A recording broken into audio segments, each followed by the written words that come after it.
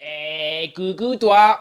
Salut à toi, c'est Mika Jord. Aujourd'hui, je vais te parler de mon 5e séjour en Thaïlande qui s'est déroulé en mars 2023. Et oui, j'adore ce pays. Je ne vais pas vous détailler mon itinéraire, ni mes impressions, ni le prix de la nourriture, ni le prix des avions, car les prix sont très variables selon la période et selon si vous mangez au restaurant ou dans la rue, etc. Je vais surtout vous informer sur les tarifs en 2023 après Covid, des transports, des excursions, des visites, des temples, etc.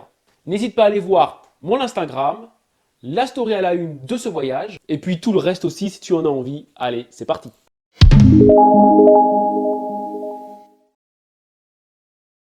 Alors dans un premier temps, si vous arrivez à Bangkok et que vous y restez quelques jours, je vous conseille de faire le change à l'aéroport.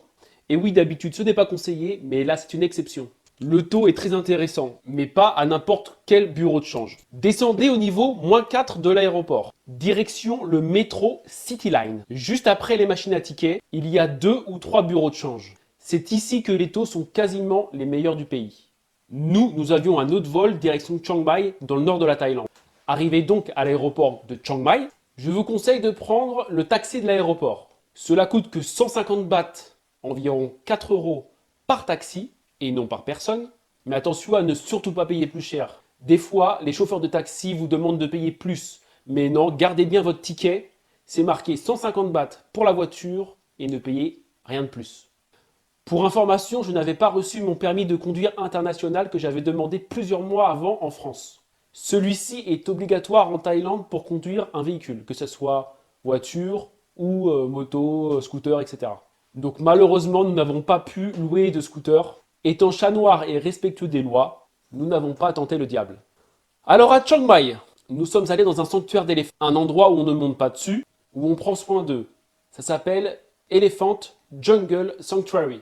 Désolé pour mon accent anglais, mais je vous le conseille. Il y a 2 possibilités, une à la demi-journée et une à la journée complète. Alors moi je vous conseille la journée complète, parce que la demi-journée c'est clairement pas assez, sachant qu'il y a au moins 2 heures de route aller, 2 heures de route retour. Donc la journée commence à 8 heures et finit environ vers 17 heures. Ça coûte 2400 bahts par personne, soit environ 65 euros. Franchement, c'était top. C'est à chaque fois que je vais en Thaïlande, c'est le sanctuaire où je vais. Ils ont plusieurs camps et franchement, toujours au top. Voilà, après à Chiang Mai, on n'a pas traîné, on est resté que 2 jours. Donc on a repris un taxi direction l'aéroport à partir de notre hôtel. À 4 heures du matin, bon, on a payé un peu cher, 350 bahts, ça fait environ 9 euros. Mais clairement, à cette heure-là, on n'avait pas envie de se prendre la tête. Donc on a pris ce taxi que notre hôtel nous avait réservé. Alors on prend l'avion de Chiang Mai direction Krabi dans le sud de la Thaïlande pour ensuite rejoindre Ao Nang. Donc arrivé à l'aéroport de Krabi, il y a plusieurs possibilités pour rejoindre Ao Nang. Il y a les bus, les taxis et aussi les vannes partagées. Le bus coûte 150 bahts, donc environ 4 euros par personne, et met au moins 1h30. Le taxi, je sais pas, mais je sais que c'est bien plus cher. Mais nous sommes tombés par hasard sur les vannes partagées. Donc il y a les vendeurs qui viennent vous voir directement à la sortie de l'avion. Donc on a demandé, c'était 150 bahts par personne, donc 4 euros environ par personne. Et là, ça a mis même pas 30 minutes. Donc à Ao Nang, nous avons fait l'excursion de James Bond Island. Alors, il y a différents types d'excursions pour James Bond Island. En speedboat, donc en bateau rapide, ou en long tide boat, en bateau traditionnel. Avec ou sans kayak, avec ou sans visite de la Monkey Cave, etc. Le transfert de votre hôtel est toujours inclus dans le prix de l'excursion. Bon, nous, on a pris la totale. Donc départ à 9 heures du matin et le retour se fait environ vers 18 heures. Donc on a commencé par la visite de la Monkey Cave. Donc c'est un temple bouddhiste dans une grotte. Il y a des singes à l'intérieur et à l'extérieur, d'où son nom. On a pris la balade en kayak qui nous font traverser des grottes et la mangrove. La visite de l'île de James Bond. Donc c'est tout simplement un site où ils ont tourné un film de James Bond. Et ainsi que le repas sur le village flottant musulman. Tout cela en bateau traditionnel, le Long Thai Boat. Donc il est affiché au prix de 3000 bahts par personne, soit 80 euros par personne. Clairement, c'est beaucoup trop cher. J'ai réussi à le négocier à 1500 bahts par personne. Donc vous pouvez négocier au moins 50% du prix affiché largement. Donc 1500 bahts, ça fait environ 40 euros par personne. À Onang toujours, on est allé à Railay Beach. Donc Railay Beach est uniquement accessible en long Thai boat. Donc pour acheter les tickets, c'est tout simple.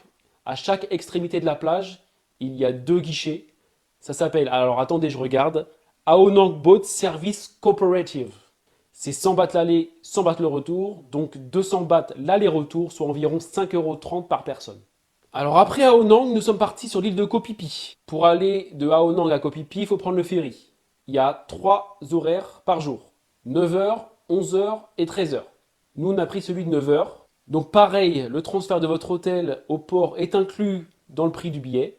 Les prix affichés sont de 450 bahts par personne, soit environ 12 euros. J'ai négocié à 400 bahts par personne, soit environ 10,50 €. C'est difficile de négocier pour ce genre de prestation. Il faut environ 2 heures de Aonang à Koh Phi Phi de ferry. Après les 2 heures de ferry, arrivé à Koh Phi Phi, il faut payer une taxe de 20 bahts, soit environ 50 centimes. C'est obligatoire, c'est pour la protection de l'environnement, la préservation de l'île, etc. Alors à Koh Phi Phi, on a visité les viewpoints pour le coucher du soleil. Alors il y a 3 points de vue. Encore une fois, c'est payant. 30 bahts, ça fait 80 centimes d'euros par personne. C'est payable à l'arrivée au premier point de vue, mais surtout gardez bien votre ticket. Car à chaque point de vue, il y a un garde pour vous demander de payer. Alors montrez votre ticket, comme quoi vous avez déjà payé, et il vous laissera passer. Mais il ne faut surtout pas payer à chaque point de vue. On a vu des touristes le faire, mais il ne faut surtout pas le faire. Nous aussi, on a failli se faire avoir. Alors également à Koh Phi Phi, il faut aller voir Koh Phi Phi Ley. C'est l'île qui se trouve en face de Koh Phi Phi. C'est l'île où il y a la fameuse Maya Bay. Alors pour y aller, il y a 2 excursions. Pareil, soit à la journée complète, soit à la demi-journée. En speedboat ou en long boat toujours. Alors à la journée complète, vous faites plusieurs îles. Mosquito Island, Bamboo Island et Koh Phi Phi Ley. Le repas est inclus. Alors quand vous allez voir les vendeurs d'excursion, il n'y a aucun prix d'affiché pour ça. Donc pour être poli, tout se fait à votre tête. Donc nous, on est allé voir plusieurs vendeurs, qu'on a eu des propositions à partir de 800 bahts, soit environ 21,50 € par personne, jusqu'à 1500 bahts, soit environ 40 € par personne. Et il faut le savoir, ils le disent, il faut payer une taxe de 400 bahts par personne, soit environ 10,50 € de plus, afin d'accéder au parc national. En fait, dès qu'on sort du bateau pour accéder à l'île, il faut payer. Tu dois payer les 400 bahts, les 10,50 €, mais une seule fois, pas sur toutes les îles. Donc on a réussi à négocier la journée complète pour 800 bahts par personne, soit environ 21,50 €. À ça, il faut rajouter donc les 400 bahts de parc national, ce qui fait un total de 1200 bahts par personne, soit 32 €. Nous, ayant le mal de mer, on a plutôt opté pour la demi-journée. Et la demi-journée, vous allez visiter que Koh Phi Phi Ley. Alors vous partez de Koh Phi Phi, vous passez à côté de la Viking Cave. Donc là, pareil, on ne peut pas débarquer, donc c'est seulement des photos de loin. Ensuite, direction le lagon de Koh Phi Phi Ley, une pépite. Alors dans le lagon, c'est simple, c'est baignade. Donc après le lagon, direction Maya Bay. Alors il faut savoir que Maya Bay est seulement accessible sur le sable. On ne peut pas se baigner, c'est totalement interdit pour préserver les fonds marins, etc. Donc c'est là où vous débarquez et vous payez les 400 bahts, les 10,50 €. Alors personnellement, juste pour débarquer, aller sur une plage et payer 10,50 €, franchement non. Et vu le nombre de touristes, c'est pas la peine. Moi en tout cas, je vous déconseille. Après, vous faites votre choix. Très peu de personnes le savent, mais vous pouvez tout simplement refuser d'aller sur cette plage et de rester sur le bateau. Donc vous laissez les autres qui sont avec vous sur le bateau aller sur la plage pendant une petite demi-heure et reviennent. Donc une fois revenu, on repart, on va de l'autre côté de Maya Bay, côté mer. Donc là, c'est un arrêt snorkeling. On y voit la plage de Maya Bay au loin. Pour nous, ça nous a suffi. Donc ensuite, on quitte Koh Phi Phi Ley. Donc sur le retour, on passe sur la plage de Monkey Beach. Donc comme son nom l'indique, c'est une plage où il y a des singes. Après, ils sont là ou ils sont pas là, c'est la nature. Voilà, donc nous, on a payé la demi-journée sans le débarquement sur la plage de Maya Bay, 400 bahts par personne, donc environ 10,50 €. À ça, il y a l'eau et les fruits qui sont inclus. Si vous voulez débarquer sur la plage, donc c'est 400 bahts de plus, donc le double. Donc ça fait 400 plus 400, 800, soit environ 21,50 €. Voilà, maintenant Koh Phi Phi c'est fini. On fait retour sur Aonang, pareil en ferry.